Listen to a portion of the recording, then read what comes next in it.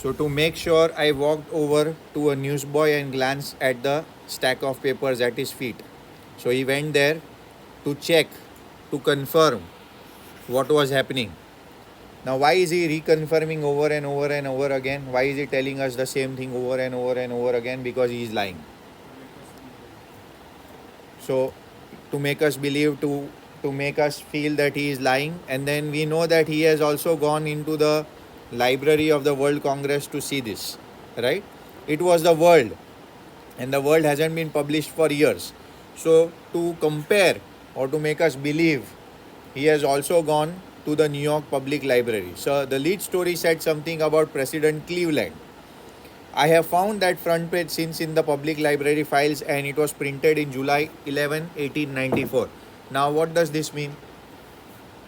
In the olden days, they used to preserve the newspapers in public libraries.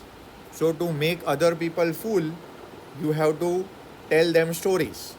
So, he went to the public library first, if it is non-fiction, figured out what was given, took notes, and whenever people asked him, okay, what did you see on the third level? He said, I saw the newspaper having the name of President Cleveland. And it was printed in June 11, 1894, which is something in the past. I turned toward the ticket windows, knowing that there on the third level at the Grand Central Station, I could buy tickets that would take Louisa and me anywhere in the United States, and we wanted to go. So again, he is worried. We know there are three modes: fight, flight, and flee. He wants to go back thinking that life will be peaceful, life would be happy. Like if you think you want to go back and say, okay, let me go in 10th standard, life will be peaceful, life will be happy. But that doesn't work in real world. In the year 1894, and I wanted 2 tickets to Galesburg, Illinois. Why 2 tickets? One for him, other for Louisa, her wife. So he wanted 2 tickets to Galesburg, Illinois. Now Galesburg, Illinois is the place where his grandfather used to live. And he feels that life will be pretty easy if he goes back to Galesburg, Illinois. Now he is explaining why he wants to go in Galesburg, Illinois in 1894. Hope you are taking notes. Have you ever been there? So he is now talking directly to the reader. It's a wonderful town still with big old frame houses. So houses are big and huge because in the olden days there was no scarcity of land. The land was enough. Right now the land is not enough. Huge lawns, huge garden, huge landscaping, huge lawns, because again land was not a problem. And tremendous trees whose branches met overhead and roof the streets. So trees which are very big, and then they covered the street like that. If you go on the highway over here, you will find trees touching and covering the highway. So old trees, long trees, tall trees covering the houses. And in 1894, summer evenings were twice as long and people sat out on their lawns. So now we have studied the journey to the end of the earth, and we know that at poles, in the winters there is no sunlight, and in the summers there is continuous sunlight. So in many countries of the world in summer, you can play actually cricket at 9 p.m. in the night because the sun is shining. So he wants to go to Galesburg, Illinois with that idea that, the summers will be long. Long here also means one is this, the weather or the climate phenomenon or how the world is. And the second is you don't have much to do. You don't have a subway or a train to catch, get from downtown to uptown to, 2.5 hours drive to meet your wife. So that is why he wants to go there. Remember, he is tired of his current job and all of the stuff. The men smoking cigars. Now why is he talking about smoking cigars? Relax, nothing to do. No internet, no computers, no phones. Just the nature. Just not much to do. No technology. And talking quietly. The woman waving palm leaf fans. Electricity not there. So people are waving palm leaf fans. With fireflies all around. These flies are flies which light up in the glow in the dark, right? All together. So wonderful sitting in nature, not doing anything, not working hard, no exams to give, no jobs to go to. In a peaceful world, because this was before the World War. So the world was peaceful. To be back there with the First World War still 20 years off, 20 years before the First World War, and over 40 years before the Second World War, I wanted two tickets for that. Why does he want two tickets for that? He wants to escape. What does he want to escape? The modern life, right? The modern travel, the modern work. Simply he wants to escape and think that, if he goes in the past, life will be easier. But he doesn't know that life in the past, where medicines are not available, doctors are not there, famines are rampant, there are diseases like plague and other things. People die very often, too soon. But still he wants to go there. Why? He wants to escape. So now in the exam, if they ask you from both the perspectives, we have to figure out whether they are asking from an open perspective. Then you can decide to write whether you want to say the truth or not. But otherwise, if they are asking from the fiction perspective, all of this is true. So we have not seen Iron Man, but it is true in fiction. But in non-fiction, right, there are people who are making these jetpacks where you can fly, but commercially you cannot fly. So there may be flying cars, one or two out there, but commercially there are no flying cars. So it is still a fiction. But he wants to go back in the past because he doesn't want to work in the present. So if you think you get tired, and then we have talked about this is some kind of anxiety or depression. When you cannot face the present moment and do the work in the present moment, and when you either want to go in the past or in the future, you actually don't want to work, and which is a bad thing, and he wants to do that. The clerk figured the fare. So the person giving out the ticket figured the fare. He glanced at my fancy headband. Why he is saying fancy headband? Modern. All the other people having dresses was of the past. And we know that the past recycles. We have seen the leg of the mutton sleeves and the bell bottoms and all of that. People wearing such big mustaches, right? This is some kind of fashion, and it is a fad, F-A-D. It comes and goes back very easily. So he is wearing something which is modern. People are wearing in the past, they are wearing something of fashion in the past. So he thought that his headband is modern. But he figured the fare. He figured out the fare, or the fare of the tickets. And I had enough for 2 coach tickets. Coach over here means first class or better class. One way. Now why is he describing this one way? He wants to buy tickets one way. He doesn't want to come back. He wants to go to the past and stay there. But when I counted out the money and looked up, the clerk was staring at me. Why was the clerk staring at him? Because he was giving him modern money. And the money that was used in the past was old style money. Suppose you take the demonetized, pre-demonetization 2000 or 500 rupees notes, or the 1000 rupee note. People will beat you. So in the same way, he had modern currency. But when I counted out the money and looked up, the clerk was staring at me. He nodded at the bills. That ain't money, mister. So it looked to him like monopoly, Vepar type of money. Right? Because he was carrying the modern money, and then they were expecting the past money. That ain't money, mister, he said. And if you're trying to skin me over here is cheat me, you won't get very far. And he glanced at the cash drawer beside him, and he showed him the old style notes. He was carrying the new style notes, and that was the problem. Of course, the money was old style bills, half again as big as money we use nowadays. The size of the notes were also very big, as the money we use nowadays, and different looking. Why different looking? Because he is giving modern notes, current notes, and they are expecting past notes. I turned away and got out fast. There's nothing nice about jail even in 1894. If the person would have called the police, they would have put him into jail, because they thought that he is trying to cheat them, giving him monopoly style or old notes. So he ran away. And maybe this was a dream, we don't know what it was. And that was that. I left the same way I came, I suppose. Next day during the lunch hour. Maybe this was a dream. He woke up from a dream. And anyways, he is having daydreams, right? He is doing a waking dream wish fulfillment. So next day during the lunch hour, I drew $300 out of bank, nearly all we had, and that is crazy. All the savings money he pulled out of the savings account of his bank, and went and bought the all old style currency. He went to a store where they sell old currency, and that really worried my psychiatrist friend. You can buy old money at almost any coin dealers, but you have to pay a premium. Why premium? Because these are saved money. So if you give 1,000 rupees or $1,000, they will not give you 1,000 back.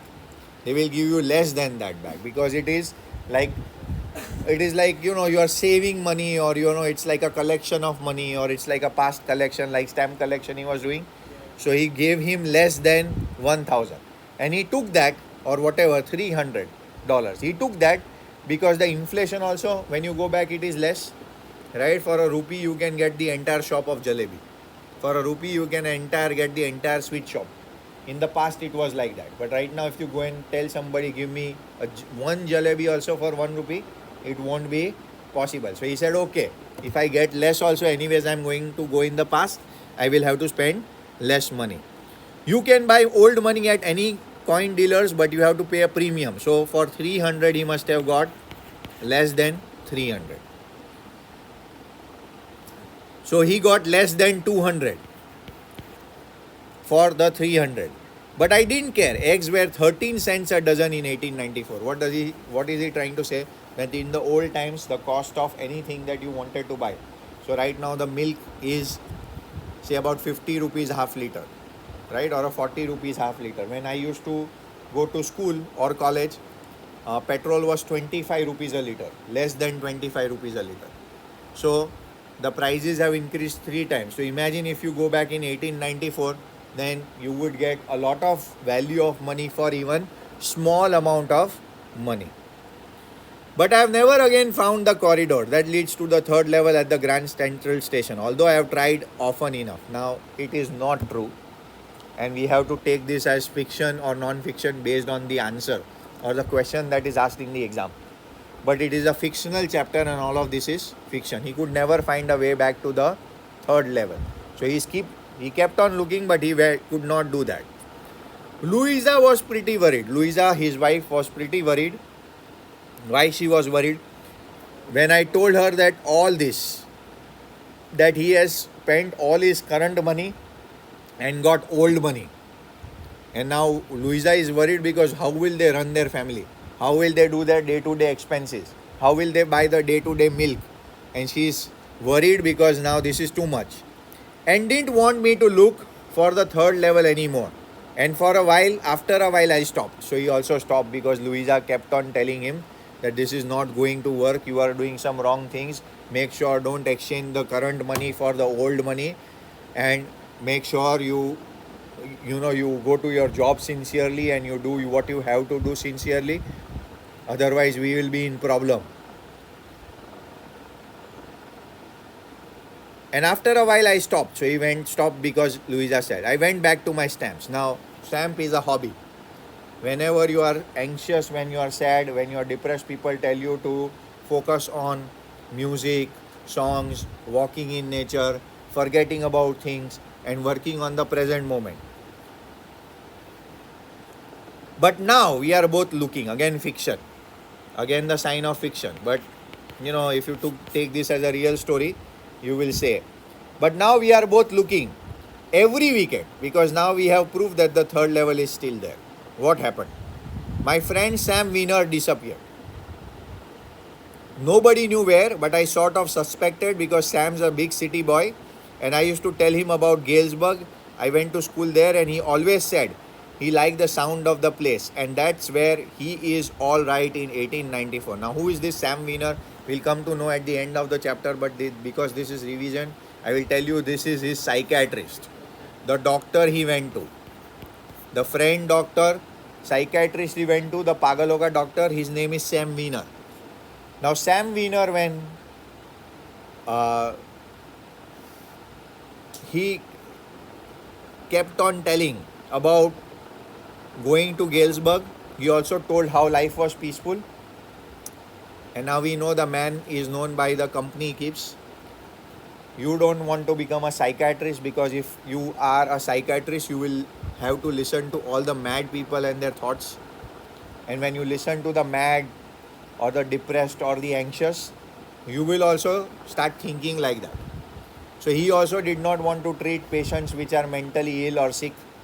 So he was also looking for an escape, and he figured out that if I also get to go in Galesburg, Illinois in the past, it would be a good thing to do.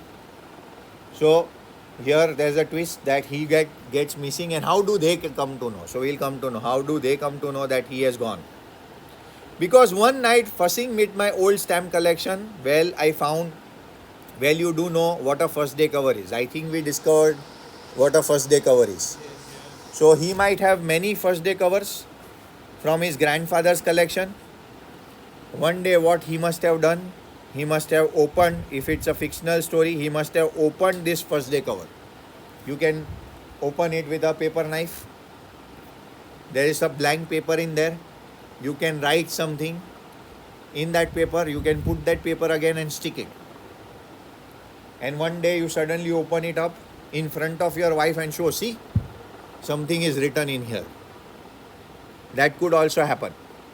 So we have to assume this for the non-fiction part like that, but for fiction, we can say he opened and he found a letter. A letter came in magically in his collection, and he opened and there was something written in the letter. And the letter was written by his psychiatrist friend, Dr. Sam Wiener, who got missing. He went to the third level, he took a train, and he is now in Galesburg, Illinois. Now all of this does not make sense because it is not possible in the modern world, but we have to take it because it is a fictional story. Because one night fussing or manipulating or trying to insert a letter in a first day cover, we don't know what he was doing. With my stamp collection, I found, do you know what a first day cover is? We already know what a first day cover is, and I will tell you again that on the day the stamp is released, you go and buy the stamp, then you take an envelope, you put your address on it, you put the stamp on it, and when you post it, the post marker puts a stamp on it which has the day and date with which it is proved that you bought the stamp on the day it was released, and you never open it, and it goes in the collection as a first day cover. So when a new stamp is issued, stamp collectors buy some and use them to mail envelopes to themselves on the very first day of the sale, and the postmark proves the date. The envelope is called a first day cover. We have discussed this twice. They are never opened, and you just put a blank paper in the envelope. So the envelope comes to you, you can store it, and you know that it is a first day cover, which proves that you had bought the stamp on the first day. It is like if you preserve a ticket of a match you went to, you can prove it, but you can also find that ticket on the road who somebody had thrown because it did not have a name. So there are many ways of manipulating past things.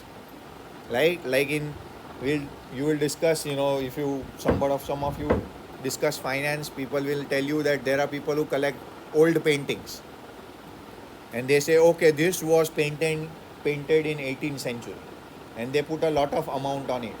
And now how do you prove that this is actually the painting that was painted in 18th century? It is very hard. Right now just a scam came out that somebody wanted a wine collection, and there was a person in Korea who cheated this person of millions of dollars of wine, stating that he had these old wines preserved. You understand how crazy the world can be? So if you want to cheat, there are 10,000 ways in which you can cheat. Coming back to the point, here fiction, right? Non-fiction, cheating. Clear? That night, amongst my oldest first day covers, I found one that shouldn't have been there. How did it come there? He is explaining too much. So again, this is one of his stories. Now you can compare this with Sophie. She also makes stories, and she makes stories about the past, and she makes a story in which she keeps on explaining over and over again. So all of this gets connected. So a cross connection question can also be asked in the exam. But there it was. It was there because someone had mailed it to my grandfather and it at his home in Galesburg. That was the address on the envelope said. Right? The address was also of Galesburg, Illinois. How old you can open, you can insert. And it had been there since July 18, 1894. He had gone to the first level in June 18, 1894. June 11, 1894. After a month, this happens. Right? After Louisa asking him not to do things and not to get crazy and not to give away the new money for the old money, he gets crazy. The postmark showed that, yet I didn't remember it at all. The stamp was a 6-cent dull brown with a picture of President Garfield. So now the president also had changed. Earlier it was President Cleveland. And then in a month, the president had changed. It was the President Garfield. Now all of this is saying to us, it is like you when you want to prove things wrong, you keep on telling the wrong things and then people start believing in those wrong things. Naturally, when the envelope came to Granddad in the mail, it went right into his collection and stayed there till I looked it out and opened it. The paper inside was blank, wasn't blank. Again explaining. And now, who could have written all of this? Sam himself. Charlie himself. So address, this is his grandfather's address. This is Charlie writing to himself. Charlie talking to Charlie, crazy. I got to wishing you were right. Now this is Sam Wiener. Then I got to believing you were right. What? Believing you were right means believing there was a third level. And from the third level you could take a train to Galesburg, Illinois in 1894. And Charlie, it's true. I found the third level. I have been here 2 weeks and right now down the street at Delhi's. Delhi's is a store or a restaurant or a hotel or a small store. Somebody is playing a piano and they are all out on the front porch. Porch means extension to the building. Seeing Nellie Home. So seeing Nellie Home is a song of the old times. And I'm invited over for lemonade. They also called him to drink lemonade. In summers you drink lemon juice, lemonade. Come on back, Charlie and Louisa. Keep looking till you find the third level. It's worth it. And believe me. Now, why is he putting name of Louisa also inside? Because Louisa did not believe in this. And Louisa has also understood that you are doing wrong things. You are spending the current money for the old money, which is not good for you, your health and your family. And the note was signed Sam. Now Sam is his doctor. If you become a Pagaloka doctor, you stay with a Pagaloka doctor, you will also become Pagal. And listening to mental patients, you also think like you don't want to stay with the mental patients. You also want to run away. At the stamp and coin store I found out that Sam had exchanged $800. So he would have got 800 or less. He would have got less than 800. He would have got maybe something over 600. Of old style currency. That ought to set him up in a nice little hay, feed and grain business. Hay again is grass and grain. Grain means wheat, rice. He could have with this small amount of money set up a business. Instead of becoming a doctor of mental illness, he would have set up a business of hay and grain. And why would he want to do that? Because he does not want to listen to mental patients, right? In the past, nobody was mentally sick. Though there was less things, but right now there are more mentally sick people than any other time in the world. And one of them is the mobile phones. One of them is modern amenities. He always said that that's what he really wished he could do. Why? Because he also was tired of listening to mentally sick patients like Charlie. And he certainly can't go back to his old business. Now he cannot go back to his old business. What was his old business? He was a mental doctor. Not in Galesburg, Illinois, in 1894. His old business, why? Sam was my psychiatrist. Because in 1894, people were happy. Or we think they were happy. it is not that very true. In the olden days there were wars, there were famines, there were plagues, there were no medicines, there were not enough doctors, but still he wanted to do this. So the chapter ends on the note. So we want to make sure, if in the exam the questions, if they are asked open ended, then that whether you believe this is true or not, then if I am writing the answer, I would say it is false, and I would say it is fiction, and I would give examples from everywhere. But if they ask you a question which says that how did Sam go to Galesburg, so then you have to explain everything, that he exchanged notes, then he found the third level, and then he took a train, and then he sent a first day cover, and that tells her he went to Galesburg, Illinois. So this is not open ended, this is close ended. So if you practice enough questions, you will figure out whether the question is open ended or close ended, and based on that we have to write the answers. Of course we'll practice enough in time to come, but we will end the class over here.